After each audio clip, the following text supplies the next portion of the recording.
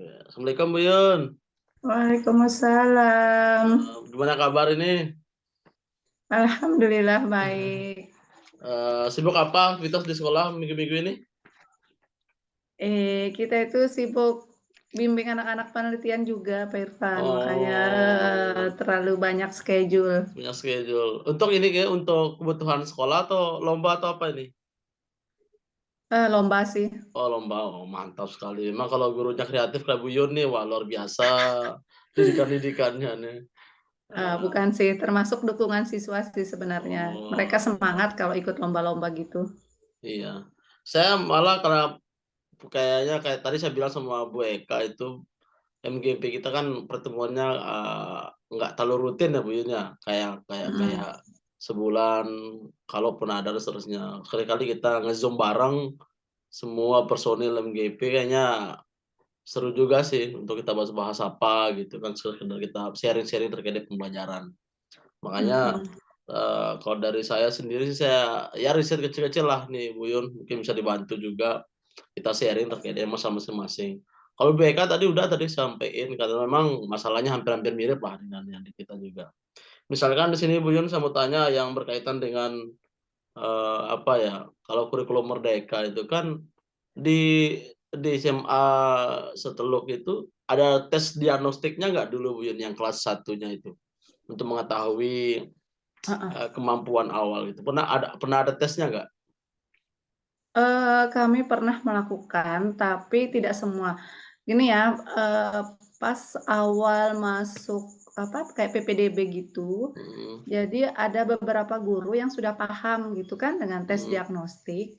Jadi guru itu yang melakukan, mungkin itu sebagai gambaran awal saja, tapi kan tidak semua guru gitu iya iya, paham. Jadi tidak oh, semua siswa mendapatkan, tes diagnostik itu. oh, Kemudian termasuk saya sudah mhm, melakukan tes diagnostik, tapi pada saat itu pemahaman kami itu kan masih kurang nih dengan tes mhm, diagnostik, hanya mendengar, bagaimana persiapan siswa lah, kita tahu, maksudnya latar belakang siswa itu seperti apa yang akan masuk ke kita. mhm. Cuman untuk ke depannya misalnya tes diagnostiknya dibawa ke mana gitu, jadi Oh kita tuh belum iya, paham itunya pas mhm. kemarin itu, gitu. Apalagi sekarang kan nggak ada penjurusan ya kurikulum merdeka kan, kita nggak tahu arahnya apakah ke Iya. IPA kah atau ke IPS kah, bahasa. Jadi Iya, kalau kelas mhm, 10 iya, kelas mhm, 11 baru ada peminatan. Maksudnya minatan, memilih gitu, memilih heeh, benar benar. mhm. Ya, nggak tahu deh kita bicara umum aja lah bisa kelas 10, kelas 11, kelas 12. Ini pengalaman aja nih Uyun, kalau pernah nggak Beliau menghadapi siswa yang mungkin sebagian kecil atau mungkin bahkan setengahnya atau bahkan hampir semuanya yang kayak minat belajarnya itu rendah, itu karena faktor apa menurut Buyun selama pengalaman mengajar tuh Buyun?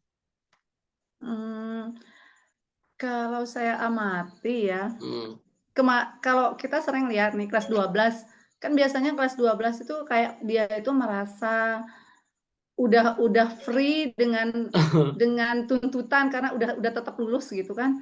Ya udah mhm, berakhir dah kelas 12 nih, mungkin kelas 1, 2-nya berubah, nanti kelas 12 begitu lagi.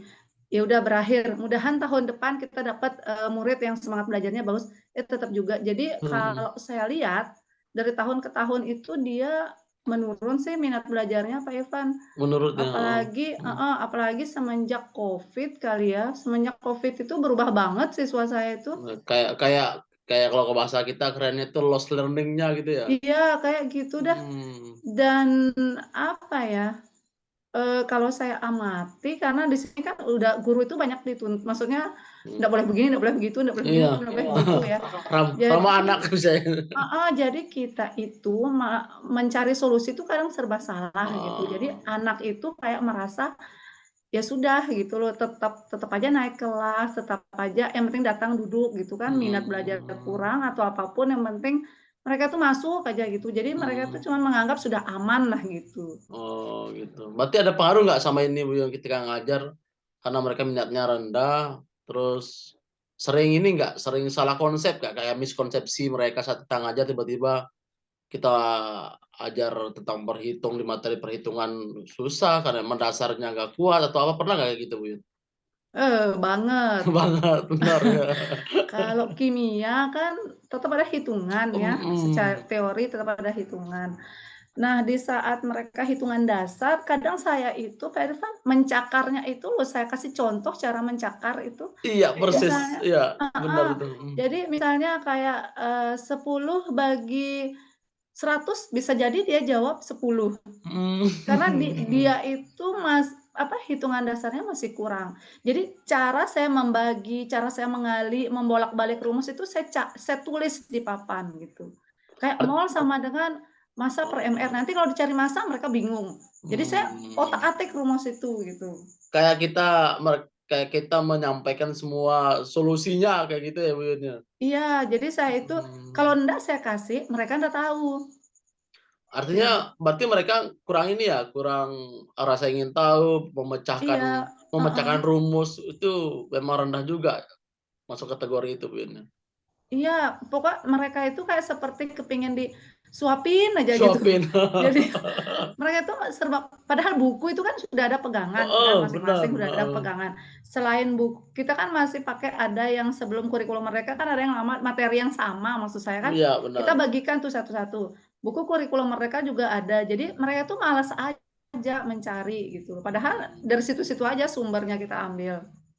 Ada pengaruh gadget atau medsos atau apa nggak mereka tuh, Bir, kalau yang Ibu Yun analisis ke anak-anak ini, kenapa kok selain loss rendeng yang gara-gara Covid itu, ada hal lain nggak kayak lingkungannya atau apanya gitu? Kalau pengaruh gadget kayaknya sedikit Pak Irfan, Sedikit ya? karena saya lihat cewek pun juga yang saya anggap seharusnya bisa, kadang mereka malas gitu loh. Kalau Mmm, untuk sudah kayak belajar mandiri, mencari tahu sendiri tuh, mmm, mereka kebanyakannya malasnya gitu. Kemudian, dalam hitungan sih paling rendah itu yang mereka membuat mereka tuh minat belajar kurang. Kalau mhm, mereka sudah nggak tahu solusi hitungannya, ya udah stop gitu loh. Mereka nggak mau ngerjain dan mereka nggak mau cari tahu gitu. berarti kayaknya mereka tuh masih ngandelin kita ya, guru-guru ini harus kayak full Sepertinya banget begitu. sebagai Mhm. kayak kayak kayak literasi tunggal kita, ke mereka ngajarin apa-apa harus dari guru gitu ya. Itu bagian dari kendala apa bagian dari keuntungan buat kita sih sebenarnya itu, Bu, Yun, menurut Bu Yun itu? Kayak Pastinya sih itu kendala Pak Irfan, kendala ya, karena menurut saya level-level seperti ini tuh bukan di level SMA oh lagi iya, kan. heeh, Harusnya mereka tuh sudah menemukan solusi sendiri karena mereka udah mhm, punya, udah punya pegangan, udah hal-hal seperti itu tuh udah dia tahu gitu apa yang mereka harus kerjakan. mmm, Tapi nggak tahu dan minatnya memang udah malesnya begitu. Terus mereka juga kadang berteman tuh selevel kan, bertemannya mhm, mereka iya, males ya udah ngumpul sesama males di sesama sesama belakang. malas di belakang, Kalau dirubah tempat duduknya nggak mau nggak mereka, mau, jadi nanti heeh, ngerubah lagi heeh, jadi seperti itu, sudah. mmm, memang yang pertama ya literasinya atau mungkin background-nya seperti itu termasuk yang kemampuan perhitungan dasar mah pengaruh banget tuh sama Pengaruh konsep-konsepnya, banget ya. pengaruh banget, heeh. Kalau orang tua gimana, Bu, ya perannya untuk mereka itu? Pernah apa, kayak bisa bermasalah atau apa? Orang tua dukung nggak sih kalau menurut Bu Yun untuk mereka ini? Masa guru-guru tok yang berusaha gitu Heeh loh? heeh. Ya seharusnya kan, seimbang ya, orang Mhm, tua dan guru itu seimbang loh, partisipasinya gitu kan mhm, dalam, mendukung anak-anak ini. Cuma mungkin dari pihak kami mhm. belum memaksimalkan gitu bukan Oh, potensi, keberfungsian mhm. orang tua itu loh sebagai pendukung anak-anak di belakang. Karena kan kalau kita lihat sekarang itu kalau saat anak bermasalah, baru kita menghubungi orang tua. Padahal kan dari Oh, awal sudah ada kolaborasi harusnya kan. mhm. Nah, jadi untuk PPDB ke depan mungkin kita akan bahas tentang itu Pak Irfan, karena, Ya benar. kurikulum Merdeka kan sudah ada masukan nih sedikit-sedikit tentang kita. Mhm, Kalau mhm. tahun kemarin kan benar-benar nggak ada gambaran gitu kan, seperti apa Heeh, gitu. heeh. Mungkin ke Oh. depannya itu sih yang kita Kalau kalau mhm. kedepannya apa, Bu, kayak kayak pola komunikasinya yang diharapkan mungkin kayak membuat komunitas paguyuban atau grup WA atau apa gitu, ada terpikirkan nggak? Seperti apa ke Iya, depannya? kemarin kita sudah, pernah disaranin sama ibu kepala Mhm, sekolah kan, wali kelas membuat grup, guru mhm, sama, wali murid. Cuma mmm. karena mungkin guru-guru itu masih punya kesibukan, wali kelas juga kadang masih bingung mencari nomor HP gitu kan, kadang tidak semua kan orang tua punya nomor HP kalau di Iya, SMA Teluk itu Pak Irfan. Nanti mmm. yang tergabung juga nanti anaknya gitu, sementara wali kelas sama murid kan sudah ada Sudah gitu. ada. Jadi pas kemarin itu saya minta nomor HP, tidak semua orang tua punya nomor HP Mhm. gitu. susahnya berarti begitu. kalau grup WA nggak bisa, berarti harus ada pertemuan rutin berkala kayaknya Buyun Iya, ya? Heeh. heeh, harusnya Kayak begitu. minimal sebulan sekali kayak atau apa untuk mengetahui perkembangan Untuk anak-anaknya membahas kan. perkembangan, Heeh. iya. Nah, kalau kurikulum Merdeka kan materi kita kan nggak sebanyak yang di kurikulum ke-13, artinya Iya, kita betul, heeh. artinya banyak waktu di proyek, banyak waktu di ini kan dan bersama orang tua, kayaknya itu penting banget itu untuk itu. Mhm, Buyun, betul. kalau ngajar terkenal nggak sama penerapan model Buyun? Misalnya Perkenalan ke misalnya penerapan model pembelajaran, misalnya contoh kayak saya nih, pengen saya terapkan PBL, kadang di PBL saya terapkan 6 pertemuan, tapi kadang-kadang di tengah jalan tuh suka gamang gitu loh. Artinya ada tempat yang nggak cocoknya ternyata di tengah jalan. Pernah kayak gitu, merasa kayak gitu, Buyut? Pernah banget, Pernah banget ya. mhm. Itu cara menghadapinya seperti apa? Lanjut terus apa, "Udahlah bubar-bubar," gitu?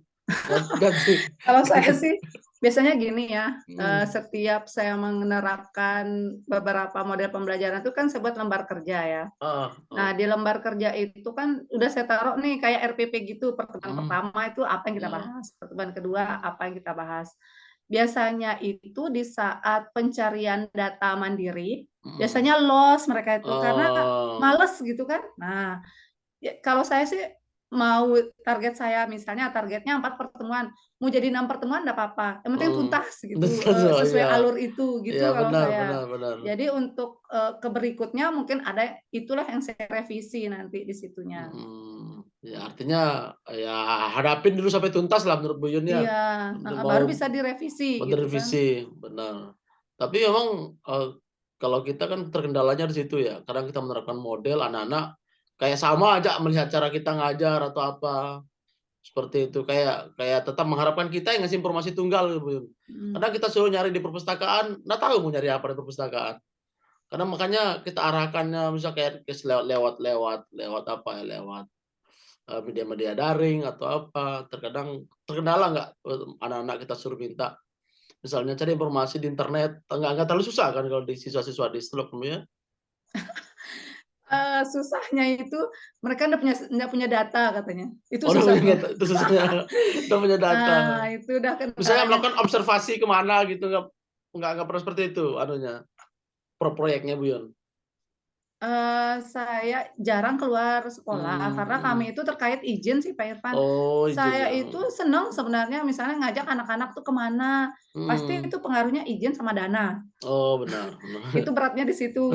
Jadi, kadang kalau kita mengeksplor itu ya eksplornya lewat HP aja gitu, kita nonton-nonton itu. Mmm. Tetapi tidak semua anak kita sarankan membawa HP, kadang Oh, juga iya. anak-anak itu kan kebablasan nih kalau sudah bawa HP Mhm, kan lain-lain yang iya, dikerjakan. heeh. Jadi kemarin itu keputusannya ya hanya 1 atau 2 orang per setiap kelompok yang membawa HP.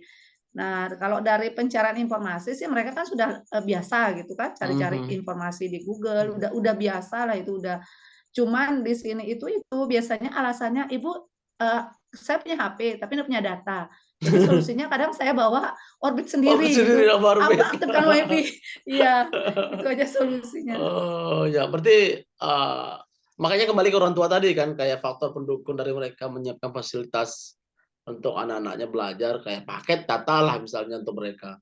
Karena kalau di saya, memang kalau rata-rata sih kayaknya di Taliwang ini tidak membolehkan HP ya di sekolah ya, Bu, ya? Mhm, Tidak membolehkan HP. Cuman kalau saya, saat pelajaran saya kadang ada materi tertentu ya harus membawakan HP, maka bukan satu orang per kelompok, karena semuanya sepertinya bawa HP tapi dengan syarat-syarat tertentu kan, biar untuk menekan iya, penggunaannya. Kayak misalnya harus pakai di jam saya saja, kalau di luar jam saya HP-nya, BP berhak menyita dan seterusnya. Kayaknya itu aturannya seperti itu. Karena, kalau kita ngajar karena kalau LCD tuh nggak muat semua kelas sebenarnya kalau kita ngajar tuh, LCD-nya mhm, terbatas. Kayak contoh mhm, kayak di kita LCD cuma paling 3 atau 4, kita mau pakai bersamaan nggak bisa. Artinya kita pakai media HP aja. Jadi kita share link apa sesuatu untuk belajar, nah kayak gitu. Dan itu baru saya terapkan untuk diri saya aja malah itu di kimia saja untuk penggunaan HP. Kan menurut saya penting, cuman tergantung kita kan Buyun ya. Kayak iya, tadi kata Buyun tuh benar tuh, kadang, ada aja celah mereka untuk melakukan hal yang dia di luar iya, dari pembelajaran mhm. seperti itu. Ya, kalau Terus secara pribadi sih memang mhm, lebih baik satu orang satu HP, pencarian informasi lebih cepat, Iya. pengumpulan data lebih cepat kan kalau dikerjakan bersama-sama. Cuman ya sih resikonya ya itu tuh suka anak-anak suka ini di luar perjanjian. Oh, iya, luar biasa ya kalau di Seteluknya. Berarti Seteluknya berapa tahun SMA-nya, Bu, umurnya? Saya maksudnya atau Enggak, SMA-nya SMA-nya. dari 2008. 2008 2008, apa enggak 2009 itu. 9. Berarti udah tahun ke Ada berapa sekarang nih? 15-an ya kayaknya. 15 ya?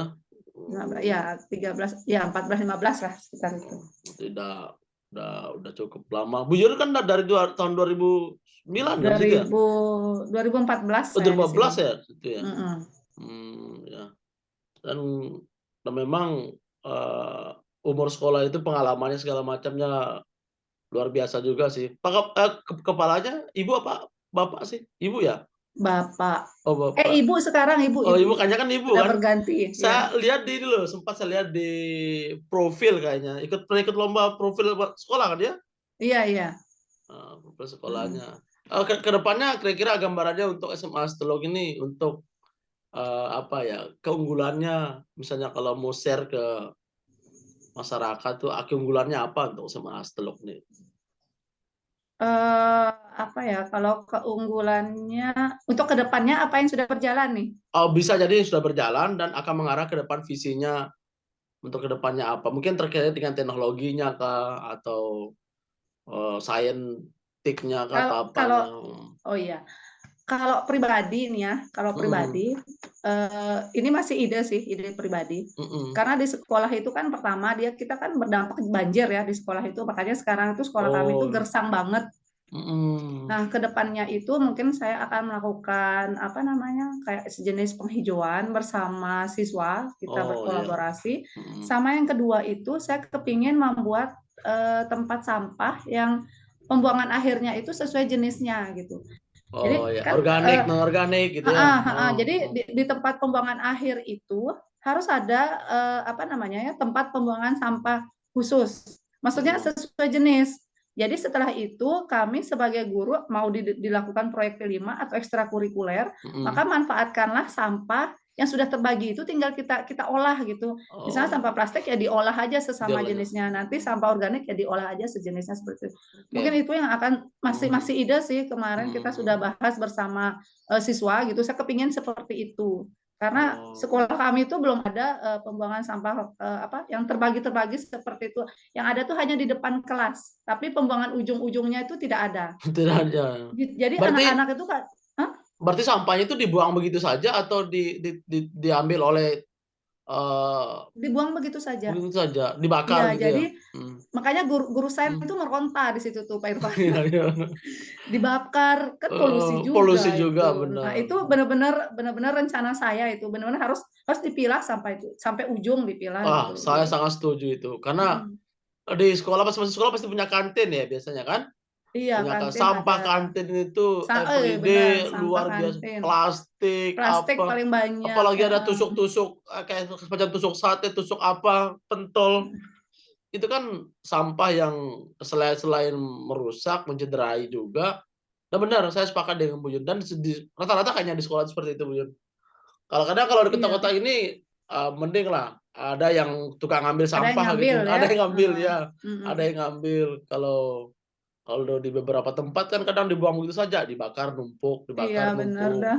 Kalau basah ya udah tetap numpuk seperti itu dan Mm-mm. seterusnya.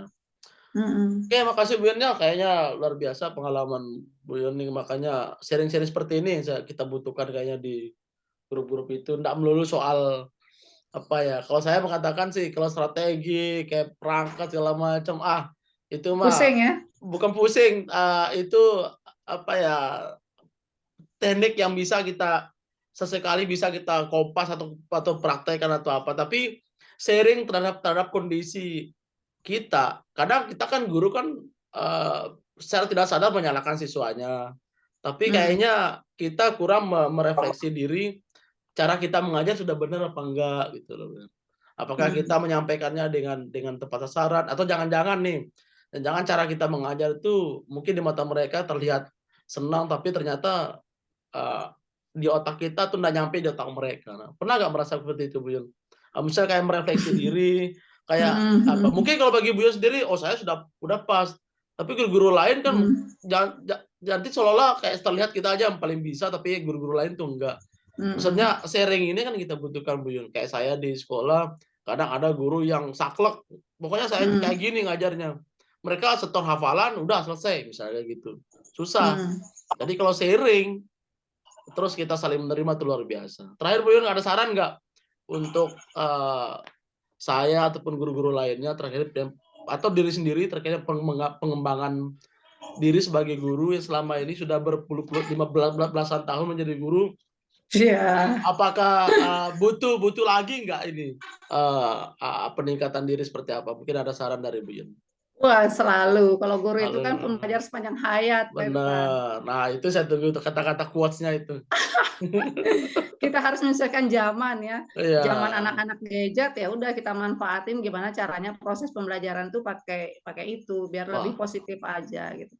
keren. Saya memberikan saran tuh sementara Pak Irfan tuh sudah the best sih menurut saya. Apanya yang saya Hmm, saranin lagi? hmm. Upgrade diri selalu. Pembelajar Aduh, sepanjang hayat sudah ditunjukkan. sama-sama. Artinya sharingnya luar biasa nih saya, karena pengalaman itu mengalahkan sebatas prestasi biasa yang setiap orang bisa melakukan itu, tapi pengalaman menghadapi ratusan siswa dari tahun angkatan luar biasa kan itu yang paling penting. Dukungan kepala sekolah, Buyun, aman ya untuk Mmm, guru-guru, supportnya. Tapi kalau kan tadi support aman. kayak anggaran tadi kayaknya ada bocoran, kayaknya susah. Betul itu, betul. Kan ada komite kan ya? Ada anggaran komite kan ya? Iya ada. Dan sumber dananya kan Cuman 2 ya, BOS sama komite ya? iya betul. Cuman ya, Ya begitulah, hanya, begitulah. kita kan nggak tahu ya karena Mhm. bendahara yang ngelola, Oh ya. keberfungsiannya seperti apa. Oke, terima kasih Buyun, masukannya, quotes-quotes-nya terakhirnya, sama cara ide-idenya Buyun juga terkait dengan sampah tadi bagus juga, menjadi inspirasi juga saya nanti, untuk di sekolah-sekolah juga. Karena ini riset-riset kecil yang saya ingin cari informasinya, dan ini saya wawancara ini ke beberapa, pakar juga, ada dari Pundram, dari ini juga dari pengawas, dari kepala-kepala sekolah. Saya kumpulkan Mmm, semua, ternyata memang benar, umumnya itu, ini Buyun yang terakhir mhm, untuk wawancaranya penutup ini, ya? penutup, informasi saja ternyata memang terkendalanya kita yang pertama adalah di pedagogi, terutama untuk guru-guru, terus, di literasi untuk guru dan siswanya, dan terutama numerasi kayak tadi Buyun tadi lost lost learning itu ternyata untuk eksakta itu numerasinya tuh rendah banget. Itu angkanya tuh down banget, betul kata Beliau tadi itu, sangat Mmm, down. Dan untuk mencari penyebabnya banyak hal. Dan untuk bangkit lagi, itu kayaknya butuh usaha keras banget itu. mhm, Karena solusinya itu kan kalau di kota-kota besar tuh gampang Buyun, ada bimbel, ada privat. Jadi mhm, karena kan bermain di uang semua itu. Jadi siapa yang punya cuan lebih, dia bisa privat, bisa bimbel, maka loss learning-nya itu bisa teratasi. Tapi kalau kita, kalau kata-kata, dari, Dokter Nova yang di Undikma dan di beberapa sumber yang di mata Unram itu, jadi kita memulainya itu butuh kerja keras dan butuh kalau bahasanya mereka itu kreativitas gila dari guru, itu bahasanya. Bener, kayak tadi Buyun tuh, kreativitas gila dari guru dan kadang guru itu multi talent-nya ya, dia sebagai content creator kalau punya YouTube, dia sebagai, manajerial segala macam, kan itu. Jadi butuh kreativitas kreativitas gila kalau bahasa mereka tuh kita. Makanya kita mhm, siap apa enggak, tergantung dari kita, mau berhati baik dengan siswanya atau cukup untuk diri kita sendiri. Nah, itu lain cerita. Itu sih kesimpulan yang saya ambil dari beberapa hal. Menurut Buyun, ya mungkin bisa merespon diri sendiri juga seperti apa, kelanjutan seperti apa. Intinya terima kasih Buyun atas waktunya oke, malam ini. Luar biasa sukses diskusi terus kita. Pak Irfan. Siap, saya butuh dukungan betul nih dari teman-teman sesama guru Rukim ini, luar biasa pengalaman-pengalamannya semua nih. Saya pengen gali semua banyak, masih banyak yang sembunyi, yang disimpan-simpan ini sama guru-guru ini luar biasa ini. Coba si Agali di Pelasmijan, mungkin banyak pengalaman. Ya, di Pelasmijan saya hubungi kemarin, beliau ini apa ya, masih belum sempat ini, belum bisa karena saya dikejar deadline juga nih, Piun. Karena di pengawasnya baru yang di pengawas madrasah saja. Saya mau hubungi Hmm. Pelasmijan mungkin kalau nggak besok, sebagai sharing sih, nggak ke wawancara begini. Sharing itu aja terkait itu. Makasih Bu Yun ya waktunya. Oke, sukses terus Pak Mengganggu. Oke, Irfan. terima kasih Bu Yun, saya tutup ya. Oke, Oke, assalamualaikum. Waalaikumsalam.